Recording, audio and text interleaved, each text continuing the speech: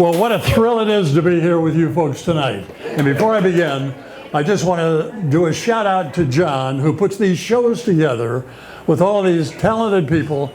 John, you're doing a great job, buddy. We're proud of you.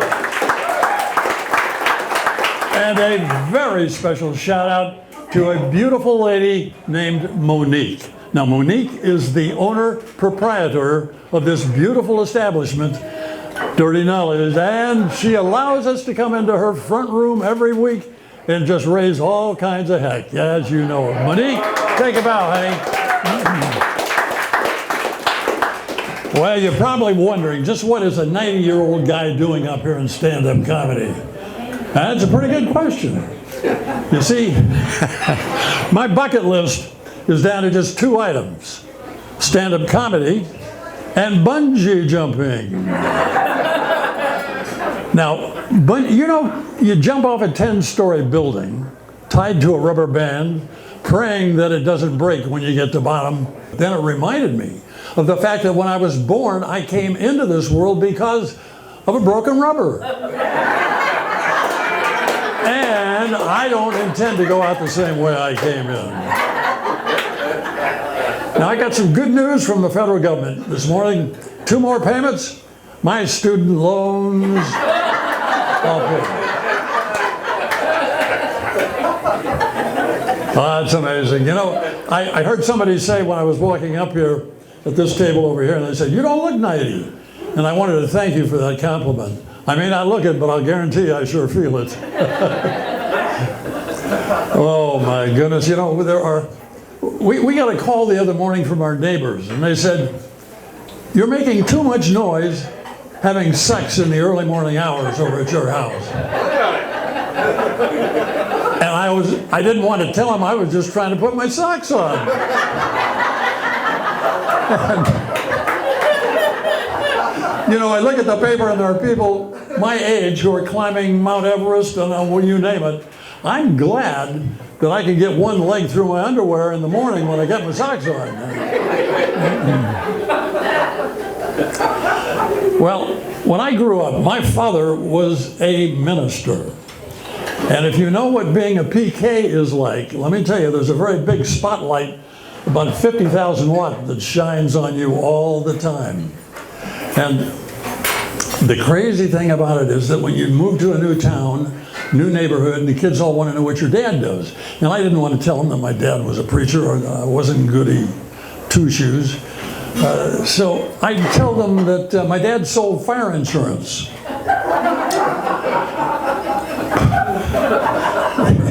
They'd say, "Fire insurance?" I say, "Yeah, you know, fire insurance for the hereafter." And for people who want to sit, we just ask whether they want to sit in the smoking or the non-smoking section for our fire insurance policies. What I love to do is every week when my dad would go speak at another church group and give another lecture, I'd go with him, and at the end of the first lecture, he'd usually say something like this. Now, if you'd like to prepare for next week's lecture, go to the New Testament. I'll be preaching on Mark chapter 17. The next week, he'd show up and he'd ask, "Did any of you prepare for today's sermon? How many of you read Mark 17? And you have hands coming up all over the place. And he said, "Well, ladies and gentlemen, I have some good news and some bad news. The bad news is that if you go to Mark in the New Testament, there is no chapter 17. But the good news, I'm preaching on lying today, and I know exactly who I'm preaching to, folks." Now, have any of you tried online dating? Anybody try that? Now, this has grown into a multi-billion-dollar business, and it doesn't make any difference how unique you think you are. There's a website for you. Even if you're a transvestite truck driver from Lithuania that is a vegan with a foot fetish, there's a website for you. You may not believe it. They even have a website for guys who have a small package. Do you know what I'm talking about? It's called Dinky Winky, in case you're interested. Well, there are a lot of guys at our golf club who have decided to try this online dating business. They've become widowed or whatever over the years. Charlie, a good friend of mine, he said, you know, I went to Silver Singles, that was it, and I thumbed my way through a lot of ladies, some very nice. He said, I finally found one that I really liked, and we struck up a conversation, and we're going pretty good here for a month. I asked her to go to dinner next Saturday night, and he said, she told me she couldn't because she lives in a gated community. And I thought, well, maybe Newport Coast, Big Canyon, whatever. And it turns out she was actually right. She does live in a gated community. It's the Orange County Jail. Well, my other friend Charlie, who was down at the golf club, and he's been doing the same thing. He tried, in his case, Christian Mingle. And he said, I found a nice lady. We struck up a good conversation. We've been at it for about 2 months, and then all of a sudden, poof, she just went away. And he said, what do they call that? And I said, well, I think they call that ghosting. And he said, yeah, but that was on Christian Mingle. And I said, Charlie, you have been wholly ghosted, buddy.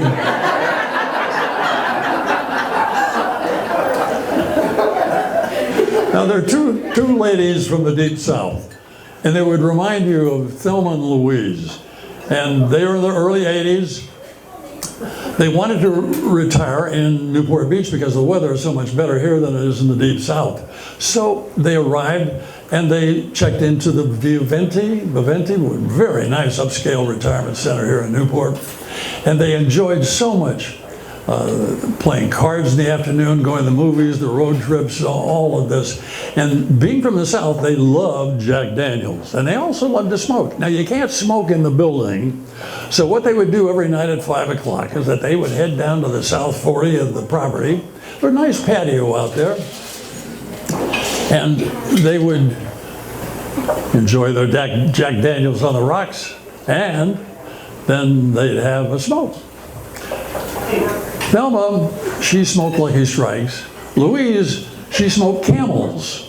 Now, have you ever looked at that package of Camels? They got a big camel sitting out there in the middle of the Sahara Desert.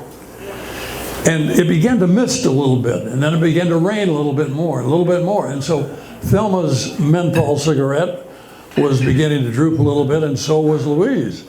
So Thelma pulls out of her purse a condom.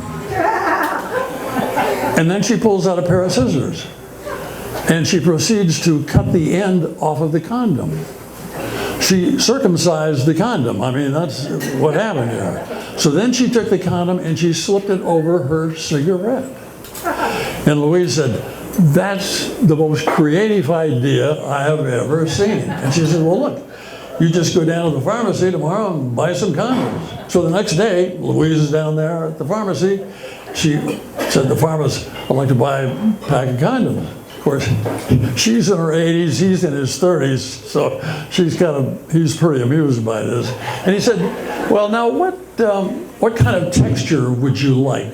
What kind of color? What kind of this, that, and the other? And she says, Sonny, I don't care about any of this stuff. As long as it fits on a camel, I'm okay.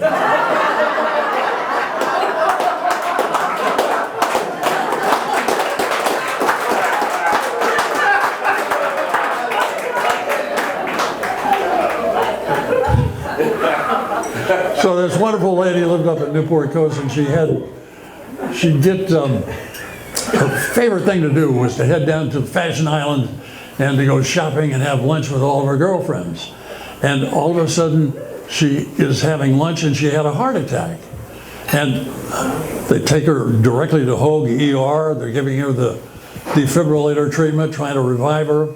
And while she is on the table at Hoag, she has a near-death experience. She stands in front of God and says, is this my time already? I'm only 55. I didn't think that I was ready to go yet. And God looked at the book and he said, no.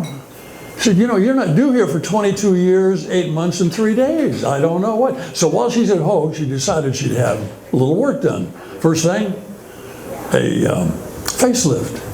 And it turned out just great. Then she decided to have some liposuction, a tummy tuck. Boy, she's looking good now. Now she goes with Okay, I think I'll get my teeth whitened and I'll change the hair color to blonde. She is looking like $1,000,000. The people in the staff in the hospital can't believe this is her. So she's ready to leave the hospital. She's checking out, and the people and the staff are just amazed at the change in this woman. She walks across from Hogue in the crosswalk, and she gets hit by an ambulance and killed. Now she's standing before God again, and she says, God, why didn't you pull me out of the way? Why did you let me get killed? And he said, is that you? I didn't recognize you. Okay, my grandson Eric gave me a call the other day. We're approaching the landing field now, folks. My grandson Eric said, Pops, we're doing a survey of seniors in terms of how active they are in their love life. And I said, yes. And he said, what we're trying to find out is how often they make love, you know. And I said, well, I may be able to help you on this, Eric. You see, your grandmother and I, we make love almost every night. He said, you gotta be kidding. This survey shows when these people get past 65, it all goes downhill. I said, well, Eric, listen to me carefully. Your grandmother and I almost have sex on Monday night. We almost have sex on Tuesday night, and we almost have sex on Wednesday night. Now, George Burns probably said it best when he said, trying to make love at our age is like trying to shoot pool with a rope.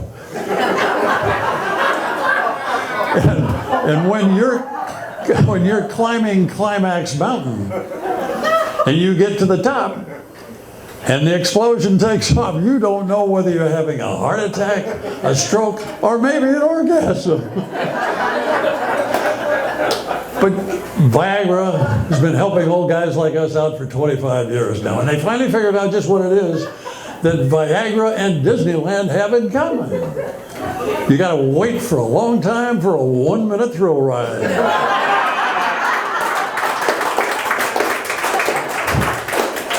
Ah, yes, Captain Viagra, that little blue pill that promises great things to come almost Monday night, almost Tuesday night, and almost Wednesday night. Ladies and gentlemen, thank you so much. You're a fabulous audience.